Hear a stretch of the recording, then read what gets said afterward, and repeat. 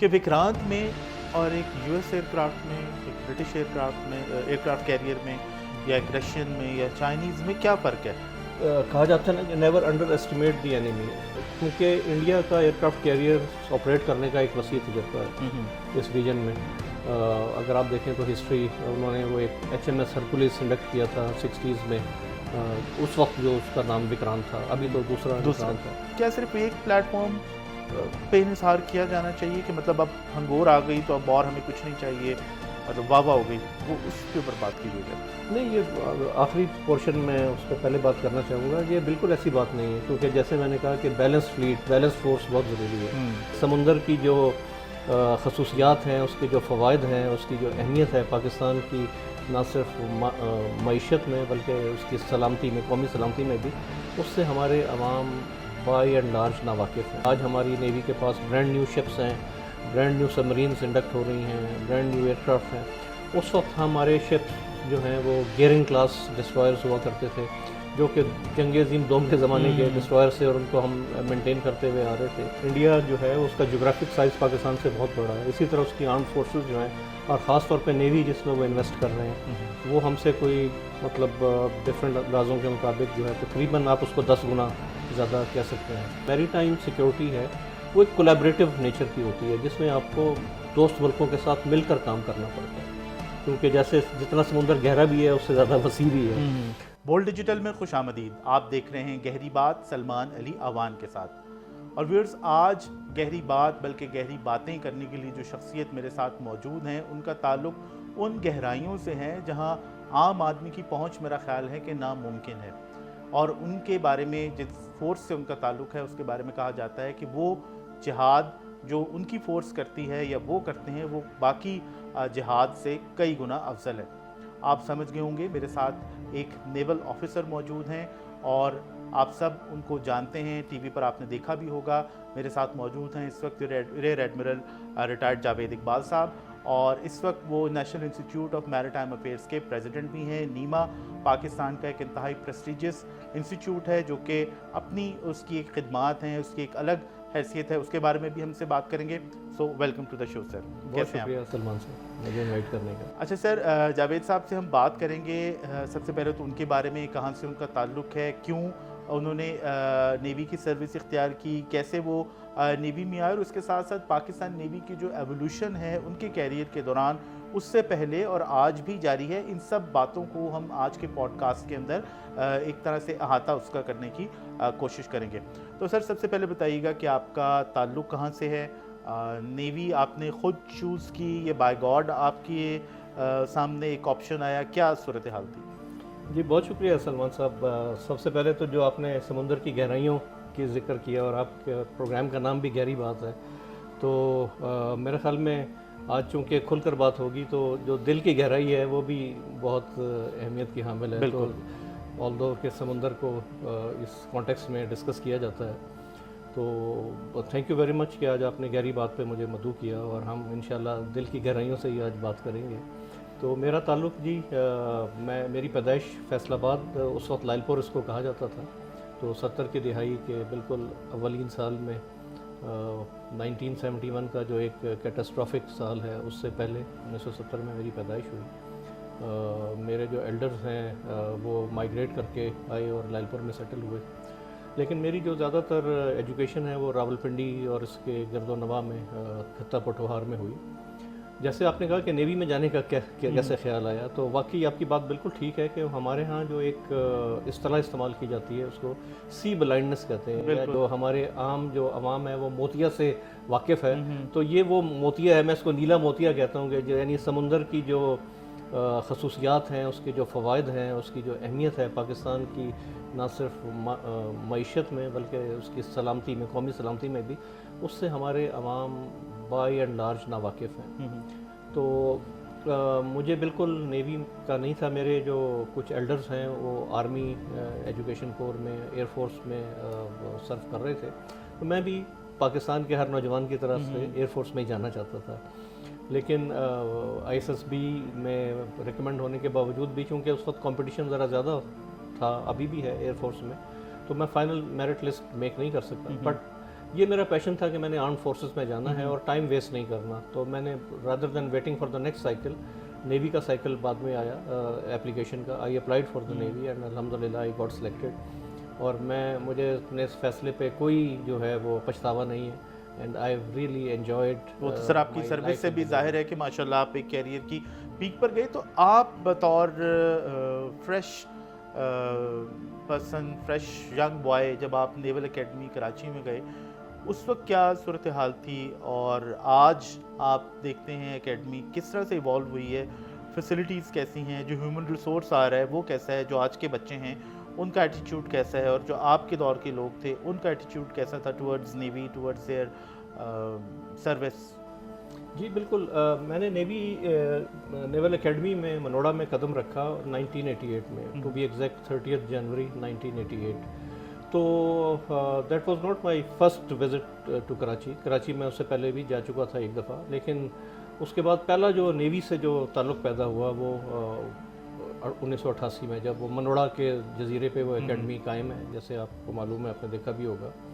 تو اس وقت حالات کافی جو ہے وہ نامساعد تھے, اکاموڈیشن, لیکن پھر بھی کہتے ہیں کہ نیوی کی جو فیسلٹیز ہیں, ٹریننگ فیسلٹیز, وہ اس وقت بھی کمپیریٹیولی باقی دونوں اکیڈمی سے بہت بہتر تھیں, اسپیشلی جو بورڈنگ اینڈ لاجنگ ہے. اور لیکن چونکہ ایک چھوٹی سی جگہ پہ ہونے میں وہ ٹریننگ گراؤنڈز اس طرح سے نہیں تھے. لیکن ہماری نیوی ہمیشہ سے ایک ٹیکنالوجی انٹینسو فورس رہی ہے کہ نالج پہ ہمارا انحصار ہے, کیونکہ شپس جو ہے بہت کمپلیکس اکوپمنٹ ہوتا ہے, اس میں میزائلز ہیں, سینسرز ہیں, ان کو آپریٹ کرنا, ان کو مینٹین کرنا, تو ایک بہت higher degree of knowledge is required. تو اس پہ ہمیشہ ہماری ٹریننگ کے دوران فوکس رہا, اور یہی میری اپنی ایک اپروچ بھی رہی کہ نالج اور پروفیشن میں مہارت حاصل کی جائے, بیکاز پروفیشن سے ہی آدمی پہچانا جاتا ہے, ایک پروفیشنل آدمی. اور آپ کی پھر جب آپ سروس میں آئے, ایک آفیسر بنے, پھر آپ کی سروس کہاں کہاں کیسے کیسے؟ جی بالکل.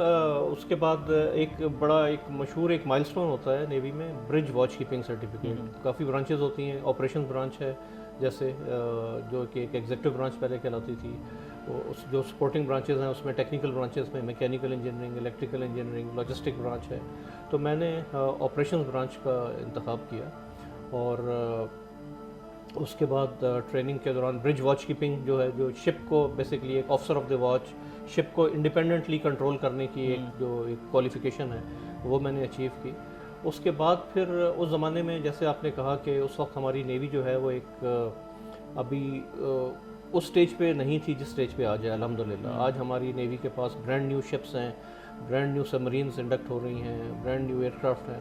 اس وقت ہمارے شپس جو ہیں وہ گیئرنگ کلاس ڈسٹرائرز ہوا کرتے تھے, جو کہ جنگ عظیم دوم کے زمانے کے ڈسٹرائر سے, اور ان کو ہم مینٹین کرتے ہوئے آ رہے تھے. تو بہت مشکل ہوتا ہوگا وہ مینٹین کرنا. لیونگ کنڈیشنز ٹف تھیں, لیکن لیونگ کنڈیشنز میرا مسئلہ نہیں تھا. میرا مسئلہ یہ تھا کہ چیزیں جو ہیں وہ آپریشنل ہونی چاہیے, کوئک اور رزلٹ اورینٹیڈ ہونی چاہیے. تو اس وقت مجھے سبمرین بہت اٹریکٹیو لگتی تھی, میں سبمرین جوائن کرنا چاہتا تھا.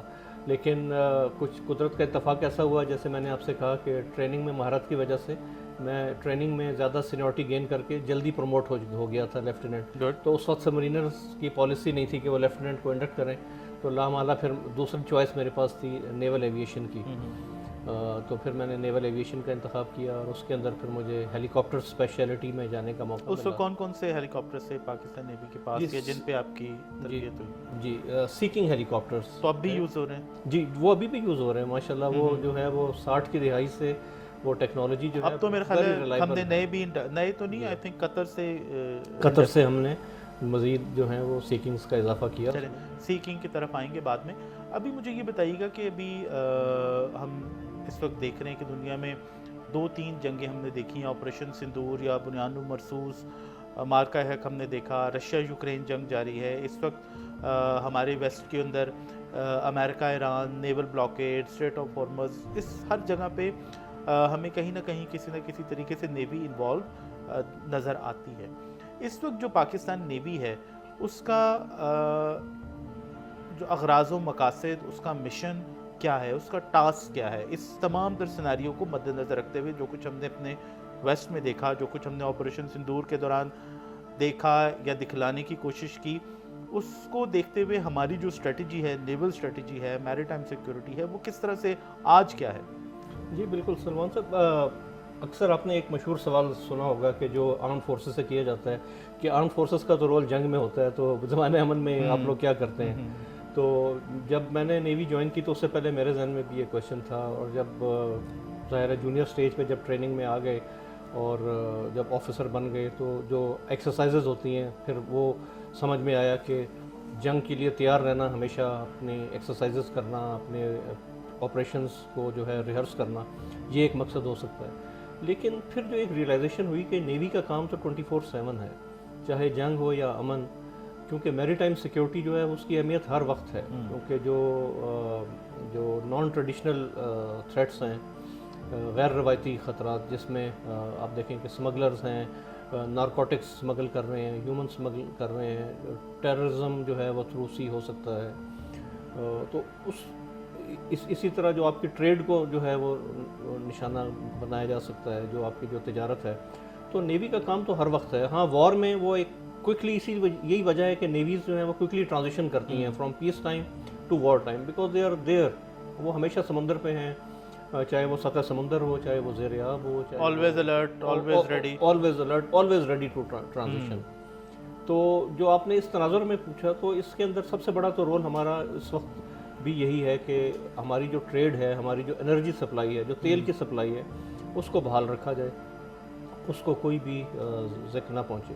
لیکن ہرمز کی کلوزر کی وجہ سے، اور ایک بہت کمپلیکس جو پولیٹیکل سچویشن ہے، لیکن ہمارے جو ڈپلومیٹک ریلیشنز ہیں، ہمارے جو ایک اسٹریٹجک ریلیشنز ہیں جو تمام سٹیک ہولڈرز کے ساتھ، تو اس کے تحت جو ہے وہ آپ نے دیکھا کہ ہمارے جو ہے وہ آئل سپلائی جو ہے متاثر نہیں ہوئی۔ ہمارے جہاز جیسے ہرمز سے نکلے تو پاکستان نیوی نے اس کو اسکارٹ بھی کیا، اور یہ ایک آئل سپلائی مسلسل جاری ہے۔ اس کے علاوہ ہرمز کے علاوہ بھی ہماری جو سی لائنز آف کمیونیکیشنز ہیں، وہ گلف آف ایدن کے ذریعے، باب المندب کا نام آپ نے سنا ہوگا، ریڈ سی سے ذریعے ہماری جو ایکسپورٹس ہیں وہ ادھر سے جاتی ہیں، جہاں پر ہم ٹاسک فورسز میں بھی شامل ہیں۔ جی، فار ایسٹ سے ہماری کافی جو ہے وہ امپورٹس آتی ہیں، خوردنی تیل آتا ہے، اسی طرح چین سے جو ہماری تجارت ہے وہ اس راستے سے ہوتی ہے۔ اور اس میں اگر ہم ایسٹرن نیبر کا کانٹیکس شامل کریں تو زمانہ امن کے اندر اس حوالے سے پاکستان نیوی کس طرح سے ایکٹیو، کیونکہ ہم اکثر 4-5 دفعہ تو ہم دیکھ ہی چکے ہیں ریسنٹ ہسٹری کے اندر کہ جو ڈیورنگ پیس ٹائم بھی ہم نے ان کی جو سب میرینز ہیں ان کو پکڑا ہے، تو وہ ایسٹرن نیبر کے حوالے سے آپ لوگ کس طرح سے بظاہر پیس ٹائم کے دوران الرٹ رہتے ہیں، اور جو کوئکلی اگر ہم اس کے اوپر آئیں آپریشن سندور یا مارکہ حق بنیان مرصوص کے دوران آئیں، تو وہ جو ٹرانزیشن ہوتی ہے پاکستان نیوی کی، جس طرح سے آپ نے ذکر کیا کہ ان کا وکرانت آیا بھی اور پھر وہ واپس بھی چلا گیا، تو وہ ہم کس طرح سے الرٹنس جو ہے وہ مینٹین کرتے ہیں؟ اور اس میں آپریشن سندور میں خاص طور پر سائلنٹ گائے تو بہت مشہور ہوئے، تو آپ ذرا آج کھل کے بتائیں کہ آج آپریشن سندور سو کالڈ جو ہے اس میں کیا کیا بھارت کی جانب سے کرنے کی کوشش کی گئی، اور کس طرح سے ہم نے اپنے ڈیفینسو یا اوفینسو پوسچر سے ان کو پیچھے ہی رکھا؟ جی بالکل، آپ نے دیکھا ہوگا کہ انڈیا جو ہے اس کا جغرافک سائز پاکستان سے بہت بڑا ہے، اسی طرح اس کی آرمڈ فورسز جو ہیں، اور خاص طور پہ نیوی جس میں وہ انویسٹ کر رہے ہیں، وہ ہم سے کوئی مطلب ڈفرینٹ اندازوں کے مطابق جو ہے تقریباً آپ اس کو 10 گنا زیادہ کہہ سکتے ہیں۔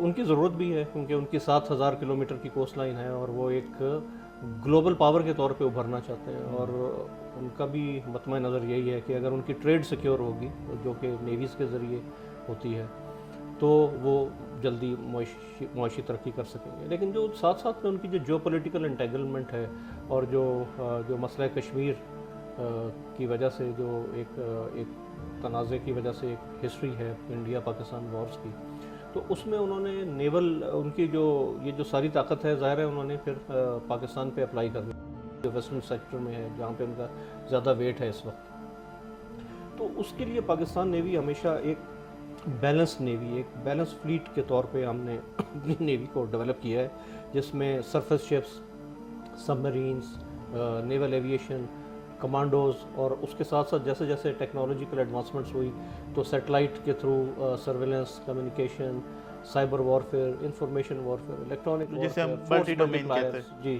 بالکل ملٹی ڈومین آپریشنز میں ہم نے ایک ہمہ جہت ایک ڈیولپمنٹل اسٹریٹجی کے ذریعے اپنی فورس کو ڈیولپ کیا۔ اس کے ساتھ ساتھ جو میری ٹائم سیکیورٹی ہے وہ ایک کولیبریٹو نیچر کی ہوتی ہے، جس میں آپ کو دوست ملکوں کے ساتھ مل کر کام کرنا پڑتا ہے۔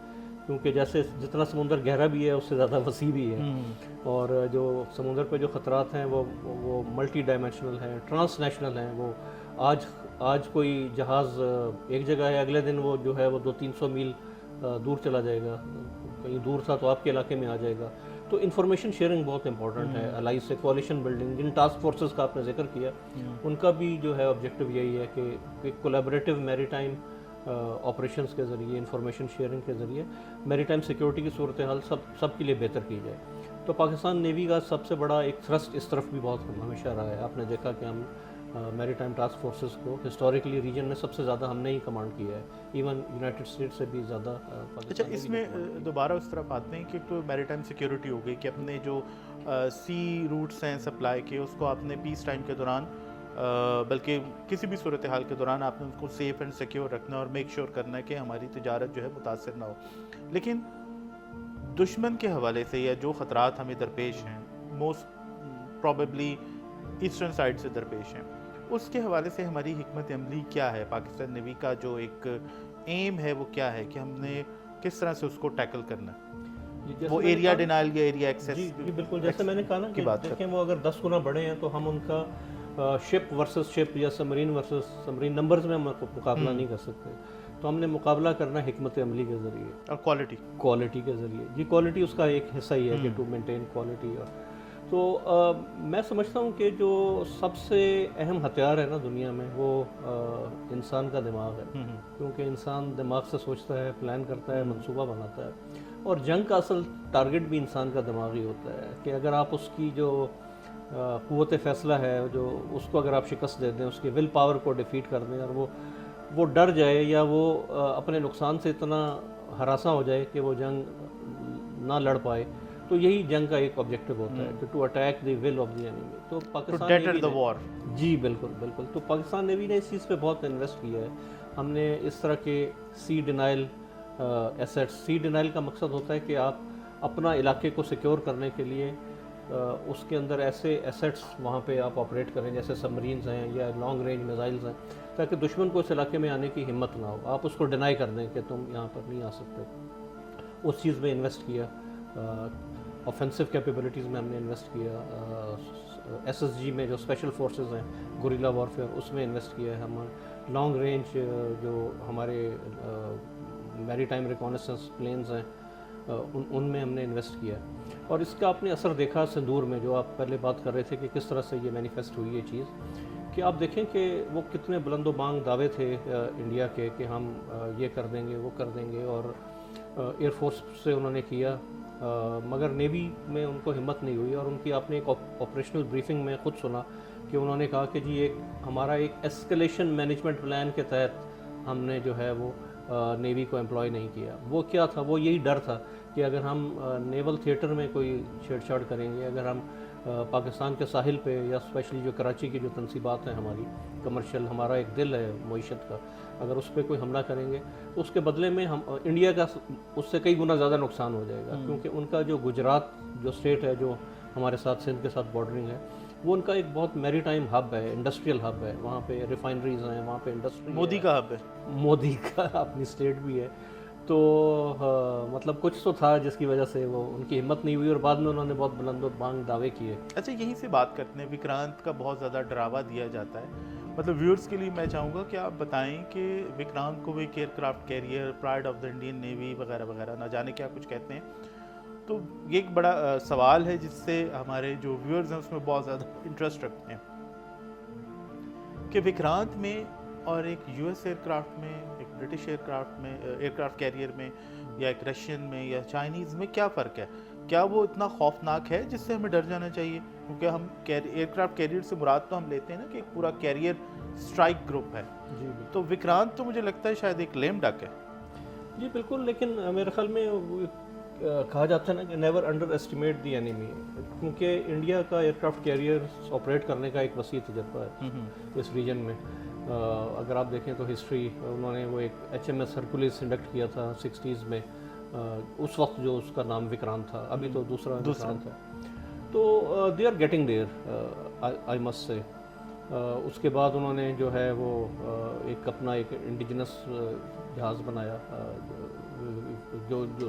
رشیا سے انہوں نے لیا، ویرات لیا، اس کے بعد ابھی ایک اپنا ایک indigenous aircraft Vikramaditya I think, جی وکرم آدتیہ جو ہے، اور اس کے بعد پھر ابھی یہ جو آئینس وکرانت انہوں نے اپنا ایک انڈیجنس ایئر ڈیفنس شپ پہلے اس کو کہتے تھے وہ.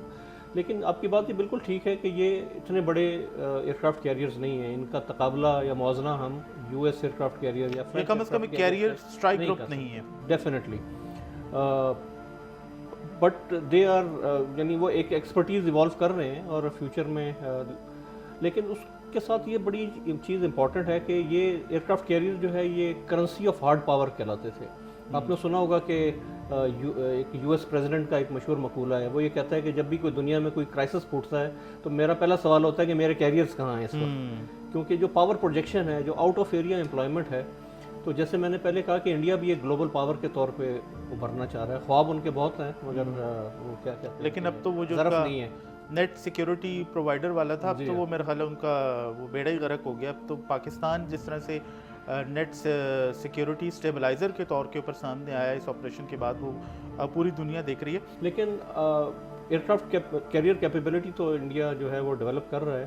لیکن آج کل کی جنگ میں آپ نے دیکھا کہ ایئر کرافٹ کیریئرز کا رول جس طرح سامنے آیا ہے، امریکہ جیسے ان کے capable aircraft carriers, Iran کی جو میزائل پاور ہے اس کے آگے جو ہے ان کا ٹھہرنا مشکل ہو گیا، اور پریزیڈنٹ ٹرمپ نے بھی اس بات کا اعتراف کیا. تو مطلب اس کو اگر پورے کانٹیکس میں دیکھا جائے تو کیریکٹر آف وار بہت تیزی سے چینج ہو رہا ہے. Pakistan Navy is alive to that. تو کمنگ بیک ٹو جو ایولیوشن ہے پاکستان نیوی وار شپس کی، آپ نے بالکل صحیح فرمایا کہ ہم ابھی انڈیجنائزیشن کی طرف جا رہے ہیں، کیونکہ ایک ٹرانزیشن ہے from buyers navy to builders navy. یعنی بجائے ہم چیزیں پہلے تو ہم سیکنڈ ہینڈ خرید پاتے تھے، ان کو ریفربش کرتے تھے، اور لیکن اب ہم اس پوزیشن میں ہیں الحمدللہ. گورنمنٹ آف پاکستان کی جو سپورٹ ہے، جو ہمارا نیول بجٹ ہے، آلدو ڈیفیکلٹیز ہیں، مگر ہم اب برانڈ نیو کیپیبلٹیز خرید بھی رہے ہیں اور ساتھ ساتھ جوائنٹ پروڈکشن کے تحت ان کو ڈیولپ بھی کر رہے ہیں. Buyers navy to builders navy کی طرف یہ ایک ٹرانزیشن ہے. جب آپ آئے، آپ کی پہلی جو آپ کی تو سی کنگ یا نیول ایویشن کے اندر رہی، لیکن ہم سرفیس شپس کا ذکر کر رہے ہیں. اس کے بعد جو F-22P فریگیٹ یا جو ذوالفقار کلاس ہیں، اس سے شروع کریں، اور آج جو اس وقت ہمارے پاس کیپیبلٹیز موجود ہیں ذرا اس کے اوپر روشنی ڈالیے گا. جی بالکل، میں تو کہتا ہوں کہ میں ایک سی چینج دیکھتا ہوں. یہ ایک اصطلاح ہے کہ یعنی اتنی بڑی تبدیلی کے جیسے سمندر ہوتا ہے، جتنا بڑا سمندر ہے، کیونکہ جو فائٹنگ کیپیبلٹی ہے وہ اس میں کئی گنا اضافہ ہوا ہے. نیٹ ورکنگ میں بہت اضافہ ہوا ہے، network centric force multiplier ہے. Electronic warfare, missile capability, especially surface to air domain میں ہم نے بہت ترقی کی ہے. سرفیس ٹو سرفیس میں سپرسونک ڈومین میں ہم چلے گئے ہیں. سبمرینس کیپیبلٹی میں AIP میں ہم پائنیئر ہیں. اگین دوبارہ سبمرینس میں بھی پائنیئر تھے اس ریجن میں، AIP میں بھی پائنیئر ہیں. اسی طرح ہی ہماری اسپیشل فورسز دیکھ لیں، جو ایویشن ہے. اور سب سے زیادہ میرے خیال میں جو ایڈوانسمنٹ ہے وہ ہیومن کیپٹل میں ہے. میرے خیال میں اس چیز کو مطلب یہ تو مسلمہ ہے، حقیقت ہے، لیکن generally in the run of the مل لوگ اس کو اگنور کرتے ہیں. کیونکہ یہ تو آپ نے سنا ہی ہوگا کہ it is not the gun but man behind the gun, person behind the gun which is more important. تو اگر آپ کسی چیز کو صحیح طرح سے استعمال کرنا نہیں جانتے، اس کو صحیح طرح سے مینٹین کرنا نہیں جانتے، تو آپ وہ رزلٹ نہیں پروڈیوس کر سکتے. بلکہ اتفاق سے، اور ایک تو سکل ہے، مہارت ہے، دوسرا ہے کریج اور حوصلہ اور ڈیسیژن میکنگ پاور، اور ایک اس طرح کا سسٹم جس میں جونیئرس کو گروم کیا جائے to take decisions on their own. تو ایک فورس کی اسٹرینتھ وہاں سے آتی ہے. ایک برٹش ڈاکٹرائن میں انہوں نے ڈسکرائب کیا ہے کہ ایک ملٹری کیا ہوتی ہے. اس کو انہوں نے 3 حصوں میں ڈیوائڈ کیا ہے. کہ انہوں نے کہا کہ ملٹری کو اگر ہم دیکھیں تو ایک اس کا فزیکل حصہ ہوتا ہے، ہارڈ ویئر کے کیا چیزیں ہیں. ایک ہوتا ہے ڈاکٹرینل پارٹ ہوتا ہے ان کا، کہ وہ اس کو کیسے استعمال کرتے ہیں، وہ بھی ضروری ہے، کیونکہ مین بیہائنڈ دی گن والی میں نے بات کی. تیسرا جو موسٹ امپورٹنٹ کمپوننٹ ہے جس پہ پاکستان نیوی نے میرے خیال میں بہت توجہ دی ہے، وہ اس کا مورل کمپوننٹ ہوتا ہے. مورل پورشن 3 حصوں میں، کہ یہ کیوں ہم کریں. تو وہ جو ول ٹو فائٹ ہے، جو ہمارا جو جذبہ ایمانی ہے، جو ہمارا ایک وطن سے محبت ہے، اس پہ بہت انویسٹ کیا جاتا ہے، اور جو یہ ہمارا ایک الٹیمیٹ فورس ملٹی پلائر ہے. اچھا، اس میں آپ نے AIP کی بات کی تو اس سے ہم بات کرتے ہیں پاکستان کی جو سب میرین فورس ہے. پاکستان کی سب میرین فورس آنے والے دنوں میں ہم سب جانتے ہیں کہ ایک بہت جس کی ماضی میں مثال نہیں ملتی اس طرح سے ایکسپینڈ ہونے والی ہے، یعنی کہ 8 ہنگور کلاس سب میرینز کی شمولیت. تو یہ جو ہنگور کا آنا ہے یہ کتنا امپورٹنٹ ہے، اور کیا صرف ایک پلیٹ فارم سے مراد ایک ہنگور یا 8 ہنگور سب میرینز، اور اس کے ساتھ جب باقی آپ کی اگوسٹا سب میرینز بھی شامل ہوں گی، تو کیا کس طرح سے پاکستان نیوی کی جو انڈر سی پار ہے یا پاکستان نیوی کی جو اوور آل طاقت ہے وہ کس طرح سے بڑھے گی، اور کیا صرف ایک پلیٹ فارم پہ انحصار کیا جانا چاہیے کہ مطلب اب ہنگور آ گئی تو اب اور ہمیں کچھ نہیں چاہیے، مطلب واہ ہو گئی، وہ اس کے اوپر بات کیجیے گا؟ نہیں، یہ آخری پورشن میں اس پہ پہلے بات کرنا چاہوں گا. یہ بالکل ایسی بات نہیں ہے، کیونکہ جیسے میں نے کہا کہ بیلنس فلیٹ، بیلنس فورس بہت ضروری ہے. لیکن سب سے زیادہ آپ نے سنا ہوگا ایک سائیکولوجیکل ایفیکٹ ہوتا ہے. سائیکولوجیکل ایفیکٹ ہے، بالکل ڈیفینیٹلی ہے. ابھی آپ نے کل پرسوں یہ سنا ہوگا کہ پاکستان آرم فورسز کا مشن کے پہلے 2 لفظ کیا ہیں، ڈیٹر وار. تو یہ جو سبمرین کیپیبلٹی ہے نا، یہ وہ جیسے قرآن شریف کی ایک آیت کہ اپنی تمام صلاحیت اور پلے ہوئے گھوڑے تیار رکھو تاکہ تم اپنے اور اللہ کے دشمنوں میں کے دلوں میں ہیبت طاری کرو. تو ڈیٹرنس وہ ہے، ہیبت ہے کہ جس کی وجہ سے دشمن جو ہے وہ اگر آپ کو نقصان پہنچانا چاہتا ہے، آپ پہ جنگ مسلط کرنا چاہتا ہے، تو وہ پیچھے ہٹ جاتا ہے. تو یہ جو انڈکشن آف سبمرینز ہے، اسپیشلی ہنگور سبمرینز، AIP سبمرینز اور 8 سبمرینز، اور اس کے ساتھ جو سبمرینز کی انڈیجنس کیپیبلٹی جو ہمارے پاس آ رہی ہے، تو یہ وہ ڈیٹرنس ہے کہ جو ایک بہت بڑا کمپوننٹ ہے. لیکن اس کے ساتھ ساتھ ایک باقی انٹیگریٹڈ فورس، ایک نیٹ ورک ہے کہ جو پاکستان نیوی اس کو ڈیولپ کر رہی ہے. اور میں سبمرینز کو اس طرح سے لنک کروں گا. ابھی آپ نے دیکھا کہ جغرافی ایک ریالٹی کے طور پہ سامنے آئی، ہرمز کا بلاکیڈ ہوا، وہاں سے شپ گزرنے بند ہو گئے، تو ایک پورا امپیکٹ آیا. اب آپ انڈیا پاکستان کا سینیریو دیکھیں تو یہاں پہ آپ کو اس طرح کی وہ جغرافک ریالٹی تو نہیں نظر آتی. لیکن اگر ایک سبمرین آپ کو پتہ چل جائے کہ ممبئی کے باہر وہ لرک کر رہی ہے، وہ منڈلا رہی ہے، اور AIP سبمرینز کی آپ انڈیورنس دیکھیں اور نمبرز کے ساتھ آپ کی ریسائکلنگ کیپیبلٹی دیکھیں، تو کون مائی کا لال تجارتی جہاز ہے جو وہاں پہ آنے اور وہاں سے نکلنے کی ہمت. اور یہ کچھ تو ہم ایک غازی کی مدد سے 65 میں دکھا چکے ہیں، یہ سنا ہے کہ ان کا پورا فلیٹ جو ہے وہ اندر. تو یہ وہ پیراڈائم چینج ہے کہ جو 8 ہنگور سبمرینز کی وجہ سے. اچھا، اسی سے اور ایسٹرن کوسٹ بھی اس میں ولنریبل ہو رہی ہے انڈیا کی. بالکل، اسی سے میرے ذہن میں ایک بات آئی کہ ہم نے نیول بلاکیڈ دیکھا US کی جانب سے اگینسٹ ایران نے پوری دنیا کا جو ایک طرح سے سپلائی چین ہے اپنی irregular وارفیئر کہہ لیں یا انکنونشنل حربے استعمال کر کے انہوں نے اسٹریٹ آف ہرمز کو بند کیا. تو آپ کو لگتا ہے کہ اگر کبھی فیوچر کے اندر انڈیا پاکستان کے درمیان کوئی اس قسم کا سینیریو ہو تو پاکستان نیوی کم از کم گلف سے آنے والا جو انڈیا کا سپلائی روٹ ہے اس کو ڈسرپٹ کر سکتی ہے؟ جی بالکل. یہ تو میں نے کیونکہ وہ ہمیں دھمکی دیتے ہیں نا کہ ہم کراچی پورٹ کو بلاک کر دیں گے، تو اس کے اگینسٹ دیکھیں انڈیا جو ہے وہ جیسے میں نے کہا کہ اس کی بھی جو ہے 80% سے زیادہ تیل کی جو انحصار ہے وہ امپورٹس پہ ہے، اور وہ گلف سے آنے والی امپورٹس ہیں، کیونکہ وہ اسی تیل کو وہ ریفائن کرتے ہیں، یہ جام نگر کے پاس جو ریفائنریز ہیں وہاں سے، اور بلکہ وہ تو اپنی ضرورت سے زیادہ امپورٹ کرتے ہیں. اور یہ زیادہ تر لوگوں کو پتہ نہیں ہے، اپنی ضرورت سے زیادہ تیل وہ امپورٹ کرتے ہیں، اس کو ریفائن کرتے ہیں، ویلیو ایڈ کرتے ہیں اور ایکسپورٹ کرتے ہیں، اور اسے ڈبل منافع کماتے ہیں. تو ان کی ولنریبلٹی بھی 2 ٹائمز انہانس ہو گئی ہے. تو پاکستان تو بالکل ہرمز کے دہانے پہ بیٹھا ہے. ہماری ریچ جو ہے وہ باب المندب تک بھی ہے، اور یہ تو سپلائی لائن ہو گئی. جو ان کا جو ایٹ سورس، جیسے میں نے کہا کہ جو جام نگر میں جو ان کا انڈسٹریل کمپلیکس ہے وہ ہماری آرمز ریچ میں ہے، ہمارے لانگ رینج ویپنس کی. ہمارے پلیٹ فارمز کو فزیکلی بھی وہاں پہ نہیں جانا پڑے گا.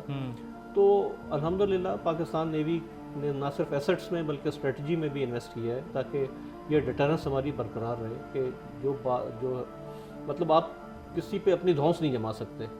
یعنی قائد اعظم نے بھی کہا تھا نا کہ ویکنیس انوائٹس ایگریشن. تو اگر آپ کمزور ہوں گے تو آپ پہ ایگریشن یا جنگ مسلط کر دی جائے گی.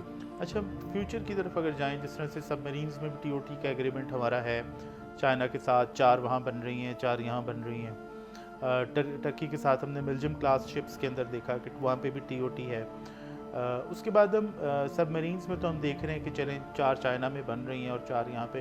ایک پروجیکٹ آتا ہے جناح کلاس، اس کے بارے میں آپ کیا بتائیں گے کہ وہ کب ریئلٹی بنے گا، نہیں بنے گا، اور وہ کتنا زیادہ کیونکہ ایکسپیرینس تو آپ نے گین کر لیا ملجم شپس کے ذریعے، اور اس سے پہلے بھی میرا خیال ہے کہ میریٹائم سیکیورٹی ایجنسی کے بھی کچھ شپس یا کچھ جو آپ کی بوٹس وغیرہ ہیں، گن بوٹس جو ہیں وہ یہاں پہ تیار ہوتی ہیں. تو یہ جو ایک پاکستان کے اندر شپ بلڈنگ انڈسٹری کا کانسیپٹ ہے، ایک زمانے میں بہت بڑی شپ بریکنگ انڈسٹری ہمارے پاس موجود تھی، تو یہ شپ انڈسٹری تو پورے ملک کی صنعت کو آپ جانتے ہیں کہ ایک طرح سے ری وائٹلائز یا اس کے اندر ایک جان پھونک سکتی ہے کہ اگر ایک شپ بنے گا، بڑا شپ بنے گا تو اس کے اندر میرے خیال ہے 100-150 دیگر انڈسٹریز بھی اس کے اندر انوالو ہو جاتی ہیں. تو اس کو آپ جنگی لحاظ سے بھی اور کمرشلی آپ کیسے دیکھتے ہیں، کیونکہ آپ کا ایک نیما سے بھی ڈیفینیٹلی آپ کا تعلق ہے، اس کے اوپر آپ کس طرح سے کام کر رہے ہیں؟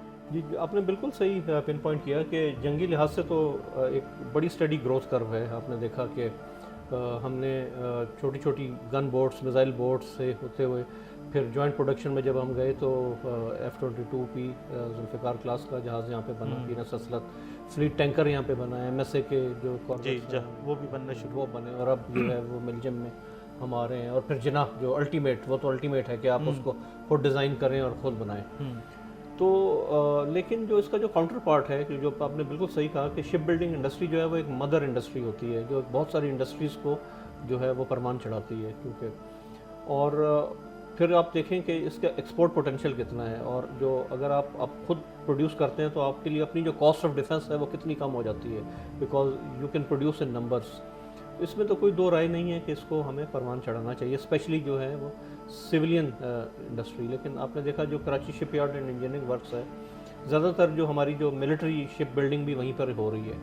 لیکن جو کمرشل جہاز بنانے کے لیے ان کی کیپیسٹی لمیٹڈ ہے، کیونکہ کمرشل جہاز کا سائز جنگی جہاز سے بہت بڑا ہوتا ہے. تو وہ جنگی جہاز تو بنا سکتے ہیں، وہ سبمرین تو بنا سکتے ہیں، لیکن ان کی جو ڈاک ہے وہ 20,000 ٹن سے زیادہ کا جہاز نہیں بنا پاتے. بہت بڑی لمیٹیشن ہے، بہت بڑی لمیٹیشن ہے. تو اس کا ادراک بھی پاکستان نیوی کو بھی ہے، پاکستان گورنمنٹ کو بھی بہرحال یہ ادراک بھی ہے، باور بھی کروایا جاتا ہے. گوادر شپ یارڈ کا پروجیکٹ آپ نے سنا ہوگا، وہ کافی عرصے سے وہ ایک ٹاسک فورس تھی، پھر ایک پروجیکٹ مینجمنٹ سیل بنا. گوادر کے اطراف میں لینڈ ایکوائر کرنے کی کوشش بھی کی جا رہی ہے، بٹ صرف ایز اے تھنک ٹینک میں کہوں گا کہ ہمارا پروسیس بہت سلو ہے. ہمیں بہت فاسٹ ایکٹ کرنا چاہیے کیونکہ دنیا بہت آگے نکل رہی ہے اس فیلڈ میں، اور اسپیشلی اگر ہم گوادر کو پروموٹ کرنا چاہتے ہیں تو اس کے پاس ایک شپ یارڈ تو ایک نیچرل کمبینیشن ہوتا ہے ود اے میجر پورٹ، ایک شپ یارڈ. کیونکہ جو شپ پورٹ کال کرنے آئیں گے ان کو اگر ڈاکنگ کی ضرورت ہے تو کوئی سروسنگ ان کی ضرورت ہے، کوئی ریپیئر مینٹیننس کروانی ہے، تو اس میں ہم بہت پیچھے ہیں. اس میں جلد از جلد اس کو ہمارا جو ہیومن ریسورس ہے، مطلب نیما ہے، آپ کے ساتھ یونیورسٹیز اٹیچ ہیں، جو ہیومن ریسورس ہے وہ اب تک کتنا اس کے اندر پوٹینشیل، یا کیا ہم ایک پورا ایکو سسٹم بنانے کی کوشش کر رہے ہیں کہ جس طرح سے آپ نے بات کی کہ ایک انڈیجنس ڈیزائن ہے، اس ڈیزائن کو آپ نے ایگزیکیوٹ کرنا ہے، تو یہ جو پورا ایکو سسٹم ہے یہ اس کے لیے بیسک چیز ہے آپ کا ہیومن ریسورس. تو یہ ہیومن ریسورس کیا ہم پیدا کر رہے ہیں یا پیدا کرنے کی کوشش کر رہے ہیں؟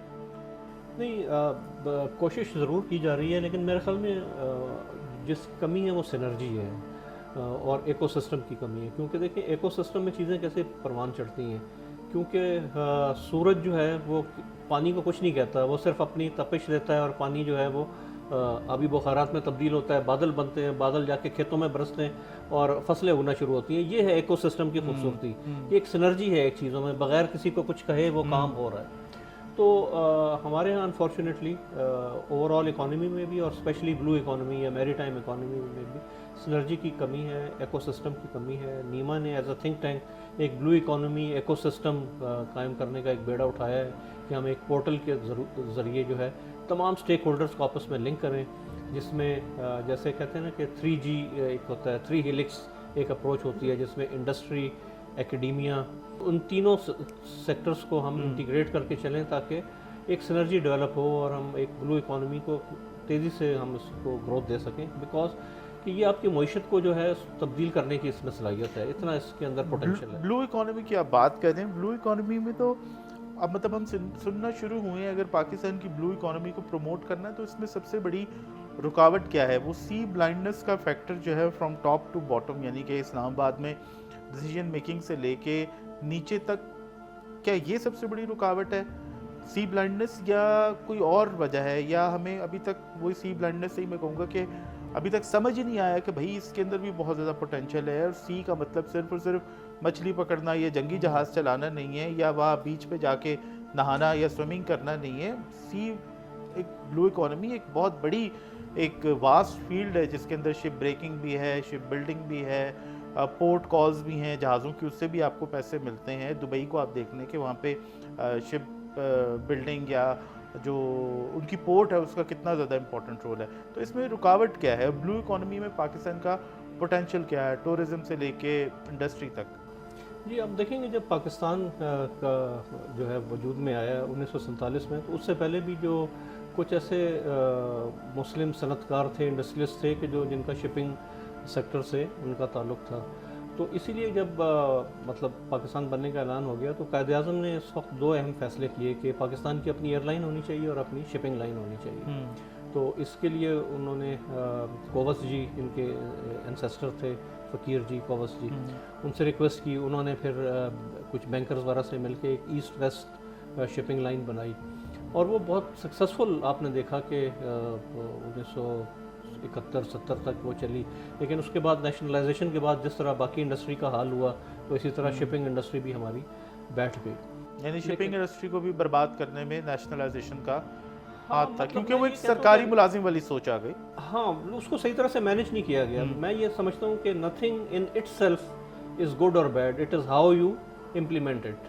لیکن ہمارے یہاں تو امپلیمنٹیشن پھر اسی طرح ہی ہوتی ہے. تو again we go back to the human resource کہ ہمارا پوٹینشیل ہے مگر وہ، اور احساس بھی ہے مگر وہ ایفیشنسی ہم نہیں لا پائے، وہ بزنس سینس نہیں لا پائے. کیونکہ ابھی آپ دیکھیں کہ ہماری جو پورٹس ہیں وہ زیادہ تر لینڈ لارڈ کانسیپٹس پہ چل رہی ہیں. یعنی جو کنٹینر ٹرمینلز آپ نے ایک طرح سے آؤٹ سورس کیا ہوا ہے. تو یہی اگر پورٹ اٹ سیلف چلائیں اس کو تو وہ آپ کا پروفٹ مارجن بڑھ جائے گا.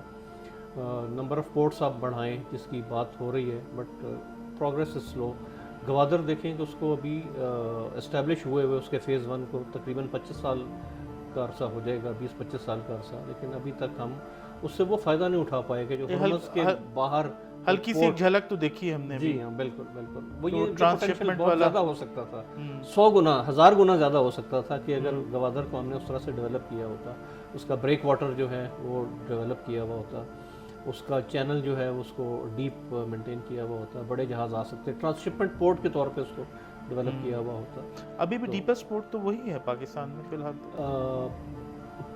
اگر آپ ایکچوئل اس کی بات کریں، ایکچوئل ڈیپتھ تو اس وقت میرے خیال میں کراچی کی جو زیادہ کی ڈیپتھ ہے وہ زیادہ ہے. لیکن گوادر کو جو پھر ایک اور، کیونکہ جب ہم نے وزٹ کیا تھا مارسیو کے ساتھ ہی گوادر میں، تو وہاں پہ ہمیں، اب مجھے شاید اس کا نام نہیں آ رہا، انہوں نے کسی لوکل فشنگ ہاربر کا ذکر کیا کہ وہ بلاک ہو گئی، وہ پسنی، ہاں، یا اور اس کو صحیح مینٹین نہیں کیا گیا. تو اس قسم کے جو ایشوز ہیں، مطلب گوادر تو ایک اتنا بڑا ایسٹ ہے جس کو آپ، میرا خیال ہے کہ اس کے ہمیں جان سے زیادہ حفاظت اور مینٹیننس کرنی چاہیے. تو یہ اس قسم کی نااہلیاں ہیں، یہ جو اس قسم کی کوتاہیاں ہیں کہ ایک اچھی بھلی فش ہاربر تھی وہ بند ہو گئی، اس کا ذمہ دار کون ہے؟ نہیں دیکھیں، جب کہتے ہیں نا کہ آپ کسی کی طرف ایک انگلی اٹھاتے ہیں تو باقی انگلیاں آپ کی طرف ہوتی ہیں، تو I think I am responsible as a person. اور ہر انڈیویجول کو یہ رسپانسبلٹی لینی پڑے گی میرے خیال میں، چاہے وہ گورنمنٹ میں ہو یا چاہے وہ پرائیویٹ سیکٹر میں ہو. اس کے بغیر چیزیں آگے نہیں چلیں گی. دیکھیں، گورنمنٹ کا کام ہے پالیسی دینا اور فیسیلیٹیٹ کرنا، ایز آف ڈوئنگ بزنس لانا.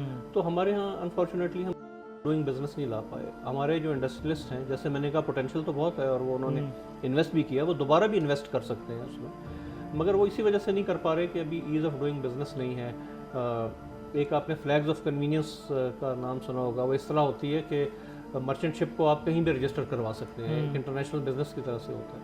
تو کئی ایسے پاکستانی ہیں جو شپس اون کرتے ہیں لیکن وہ پاناما میں رجسٹرڈ ہے یا اوورسیز کہیں رجسٹرڈ ہیں. وہی اگر پاکستان میں رجسٹرڈ ہوں تو پاکستان فلیگ کا ایک نام ہو، آپ کا اپنا جو ہے وہ جو فریٹ چارجز جو ہم اتنے پے کرتے ہیں فورن شپنگ لائنس کو، وہ ہم اپنی شپس کو، آئل ایکسپورٹ کے اوپر کتنے زیادہ چارجز پے کیے جاتے ہیں. اور اسپیشلی جب یہ جنگی صورتحال پیدا ہو جاتی ہے تو جو فورن شپنگ لائنس ہیں وہ وار رسک سرچارج کی مد میں بہت زیادہ پیسہ آپ سے لیتی ہیں. اگر آپ کی اپنی شپنگ لائنس ہوں گی، زیادہ ہوں گی، تو وہ وار رسک سرچارج بھی آپ اوائڈ کر سکتے ہیں. لیکن پھر اس میں لے دے کے مسئلہ وہی دو، میں خیال اب دو چیزیں سامنے آ گئی. ایک تو سی بلائنڈنس موجود ہے، اور دوسرا پھر وہ جو ایز آف ڈوئنگ بزنس ہے وہ اس طرح سے نہیں ہے کہ لوگ اس کی طرف راغب ہوں. چلیں ونس اگین اپنے اس کے ٹاپک کی طرف آتے ہیں, نیوی اور اس کا فیوچر. ہم نے 2 انڈکشنز کی بات کر لی کہ جنا کلاس اور انگور کلاس سب مرینز کی تو اب آمد خیر شروع ہو چکی ہے. یہ جو ایولیوشن ہے پاکستان نیوی کی ہم نے دیکھی, وہ پرانے ورلڈ وار 2 جہازوں سے لے کے آج برانڈ نیو جہاز ہمارے پاس موجود ہیں. تغرل ہے, بلجم ہے, یرموک کلاس ہیں, جنا کلاس پائپ لائن کے اندر ہے, جو ذوالفقار کلاس ہیں وہ ابھی تک میرے خیال ہے کہ مور دین 25 ایئرس تو آلموسٹ ہو چکے ہیں فرسٹ انڈکشن کے بعد سے, 2000 میں کہیں جا کے ہوئی تھی. تو یہ فلیٹ آنے والے وقت کے اندر آپ اس کو کیسا دیکھ رہے ہیں؟ سب سرفیس کے اندر ہم اپنی ڈیفینیٹلی سب مرینز بنائیں گے, ٹی او ٹی کے ذریعے ہوگی, تو یہ جو ایولیوشن ہے اس کو آپ کیسے دیکھتے ہیں کہ اس میں بھی مزید کیا چاہیے؟ کیا یہ ایک پرفیکٹ پکچر ہے؟ نہیں, آئی تھنک کہ change is the only constant. کہ جو کہتے ہیں نا کہ جو قومیں جو ہے وہ اینٹیسپیٹ نہیں کرتی چیزوں کو اور ٹرینڈس کو فالو کرتی ہیں, وہ کہیں نہ کہیں پھر پیچھے رہ جاتی ہیں. تو ہمیں اینٹیسپیٹ کرنا ہے کہ مستقبل ہم سے کیا مانگ رہا ہے, اسپیشلی نیول وارفیئر میں یا میری ٹائم سیکٹر میں. تو ابھی آپ نے دیکھا کہ جیسے انمینڈ جو ہے وہ ڈرونز, تو ہوا میں تو بہت پہلے ان کا ظہور ہو گیا تھا, لیکن اب سطح آب پر چلنے والے چھوٹے چھوٹے جو ہیں ڈرونز, چھوٹی چھوٹی کشتیاں جو ریموٹ کنٹرول, ان کا زمانہ آ رہا ہے. زیر آب چلنے والے جن کو ہم UUVs کہتے ہیں, انمینڈ انڈر واٹر ڈرونز, وہ ہیں. جو ہماری جو نیٹ ورک کیبلز ہیں کہ جو سمندر کی تہہ میں بچھی ہوتی ہیں, ان کی ولنریبلٹی بڑھ گئی ہے ان چیزوں کے آنے کی وجہ سے. نیٹ ورکنگ, سیٹلائٹ کمیونیکیشن ہونے کی وجہ سے, تو ایک کیریکٹر آف وار چینج ہو رہا ہے. تو اسمارٹ انڈکشنز کی بات ہو رہی ہے. ہمیں بھی جو ہے وہ نیوی کو بھی اس چیز کا ادراک ہے, ہم اس طرف جا بھی رہے ہیں. تو جیسے میں نے کہا کہ ہمیں ہمیشہ توازن اور وہ بیلنس مینٹین کرنے کی ضرورت رہے گی. اگر ہم دشمن سے, چاہے وہ ہمارا جو ہے وہ جنگ میں دشمن ہو, چاہے وہ ہمارا اکنامک کمپٹیشن میں دشمن ہو یا حریف ہوں, تو ان سے ہمیں ایک قدم آگے رہنے کے لیے ہمیشہ جو ہے وہ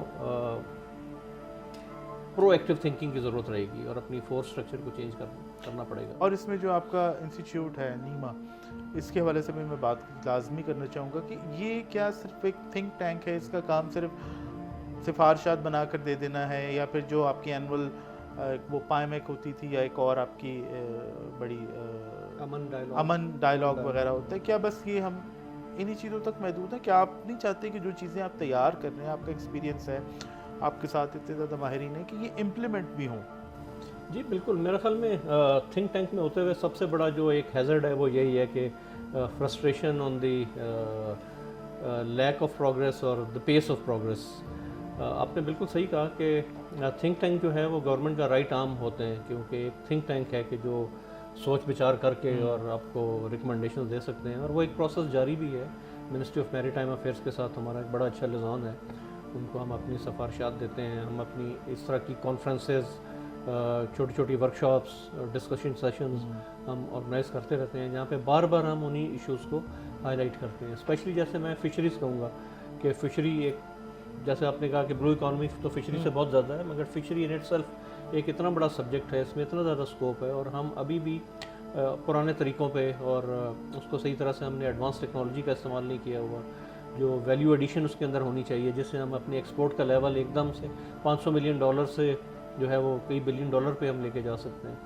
تو اس طرح کی ہم یہ سینسٹائز کرتے رہتے ہیں, اور آئی ہوپ کہ جو ہے وہ مومنٹم آہستہ آہستہ گین ہو رہا ہے اور چینج آئے گی. اچھا جاوید صاحب, لاسٹ آپ سے میں سوال کرنا چاہوں گا نیما کے حوالے سے, کہ آپ کا اتنا ماشاءاللہ پریسٹیجیس انسٹیٹیوٹ ہے, نیما کا کیا کنٹریبیوشن ہے بلو اکانومی کو پروموٹ کرنے کے حوالے سے, اور وہ جو سی بلائنڈنس ہے اس کو دور کرنے کے حوالے سے, کیونکہ یہ دونوں چیزیں بہت زیادہ ضروری ہیں, پیرالل ہیں. سی بلائنڈنس دور ہوگی تو ہم بلو اکانومی کی طرف گورنمنٹ بھی توجہ دے گی, لوگوں کی بھی توجہ جائے گی, اور خاص طور پر جو انویسٹرز ہیں, لوکل انویسٹرز ہیں, ان کی توجہ بھی جائے گی. تو اس کے اوپر ذرا بتائیے گا کہ آپ کا یہ ادارہ جو ہے کیا رول پلے کر رہا ہے؟ جی دیکھیں, ایز اے تھنک ٹینک ہم ایک تو پالیسی میکنگ میں جو ہے اسسٹ کرتے ہیں, انپٹس دیتے ہیں اپنی, کہ جو انٹرنیشنل رولز ریگولیشنز میں چینجز آ رہی ہیں, جو بیسٹ میری ٹائم پریکٹسز ہیں, وہ ہم گورنمنٹ سے شیئر کرتے ہیں. ڈرافٹ پالیسی بھی ٹو دی ایکسٹینٹ, جیسے نیشنل میری ٹائم پالیسی کی ریویژن ہے, تو اس میں نیوا نے بہت ایک کلیدی کردار ادا کیا ہے. اس کے علاوہ جو ہماری جو شپ ریسائکلنگ کی جو پالیسی بنائی گئی ہے, ابھی ہانگ کانگ کنونشن سے گرین شپ ریسائکلنگ کی طرف گئے, اور اسی طرح جو میری ٹائم اویئرنیس لانے کے لیے، سی بلائنڈنس کو ختم کرنے کے لیے ہم ورکشاپس کرتے ہیں، سیمینارز، کانفرنسز کرتے ہیں۔ پائمیک کا آپ نے ذکر کیا تھا، جو پاکستان انٹرنیشنل میری ٹائم ایگزیبیشن اینڈ کانفرنس، اس میں ایک کانفرنس ہوتی ہے جس میں مختلف سیگمنٹس کو ہم اس کا پوٹینشیل ہائی لائٹ کرتے ہیں، اپارچونیٹیز ہائی لائٹ کرتے ہیں، اور اس کا کرکس یہی ہے کہ آپ آسانیاں پھیلائیں، رولز اینڈ ریگولیشنس کو آسان کریں، ایز آف ڈوئنگ میری ٹائم بزنس لے کر آئیں۔ پیسہ جو ہے، انویسٹمنٹ جو ہے وہ خود بخود آئے گی، کیونکہ اس میں پروفٹ مارجنز میری ٹائم سیکٹر میں بہت زیادہ ہے اور رسک بھی کم ہے۔ جی، کمپیریٹیولی آپ کہہ سکتے ہیں، کیونکہ ہم ایک انٹرنیشنل ایک نیٹ ورک میں آپریٹ کرتے ہیں جس کے اندر انٹرنیشنل رولز اینڈ کی ریگولیشنز کی بڑی اپلیکیشن ہوتی ہے، تو رسک بھی پوٹینشلی کم ہے if you are fair, if you are compliant with international rules. Good. اچھا، لاسٹ ایک اور چیز، ہم ونس اگین نیوی کی طرف آتے ہیں۔ نیوی میں انڈکشنز بھی ہو رہی ہیں، ہیومن ریسورس پہ بھی توجہ دی جا رہی ہے، ملٹی ڈومین آپریشنز کی بات کی جا رہی ہے، اب UUVs آ گئی ہیں، آپ کی طرح طرح کی جو نئے ویپنز ہیں، ویپن سسٹمز ہیں، وہ آ رہے ہیں۔ اس کو دیکھتے ہوئے آپ پاکستان نیوی کا جو فیوچر ہے اس کے بارے میں کیا کہیں گے؟ پاکستان کے لوگوں کو کیا بتائیں گے کہ ان کی جو بحری افواج ہیں وہ کس طرح سے ان کو سیف گارڈ کرے گی؟ جی دیکھیں، جیسے آپ نے شروع میں ایک ذکر کیا تھا کہ یہ سائلنٹ سروس، تو نیوی کا کام چونکہ سمندر پہ ہوتا ہے تو اتنا چیز ویزیبل نہیں ہوتی جتنا ایک ہوائی جہاز جو ایک ساؤنڈ بیریئر کو بریک کرتا ہوا گزرتا ہے، اس کا ایک امپیکٹ ہوتا ہے آبویسلی۔ اور آرمڈ فورسز جو آرمی ہے وہ تو ظاہر ہے اس کا بارڈر سے اور شہروں سے اس کا تعلق ہوتا ہے، لیکن ابھی اویئرنیس آ رہی ہے، میں سمجھتا ہوں کہ اسپیشلی جیسے یہ آبنائے ہرمز کی بندش کی وجہ سے جو ایک میری ٹائم سیکیورٹی اور اپنی جو ٹریڈ کی حفاظت ہے اور اس کو اشور کرنا، اس کی ایک بہت بڑی امپورٹنس، اور نیوی کا رول جو ہے جو ایک 24/7 وہ بہت سامنے آیا ہے۔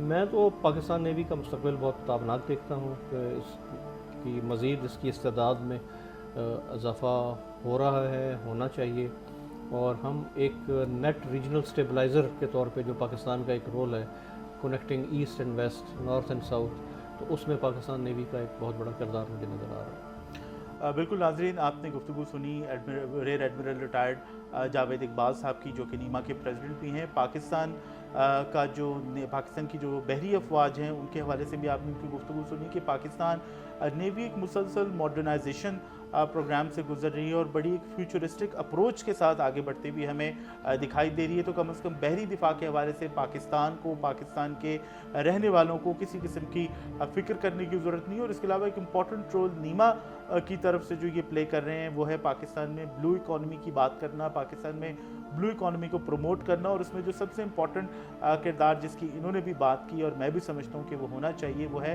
پاکستان کے لوگوں سے جو سی بلائنڈنس ہے اس کو دور کرنا۔ ہم زیادہ لینڈ اورینٹڈ لوگ ہیں، زیادہ آبادی ہماری زیادہ جو رہنے والے ہیں، زیادہ وسائل جو ہیں وہ اس وقت پاکستان میں جو لینڈ ہے وہاں پر ہیں، تو ضرورت اس بات کی ہے کہ یہ سی بلائنڈنس دور ہو اور زیادہ سے زیادہ لوگ سمندر سے، بلو اکانومی سے فائدہ اٹھانے کی بھی بات کریں، بلکہ عملی اقدامات ہمیں کرتے ہوئے دکھائی دیں۔ اللہ حافظ۔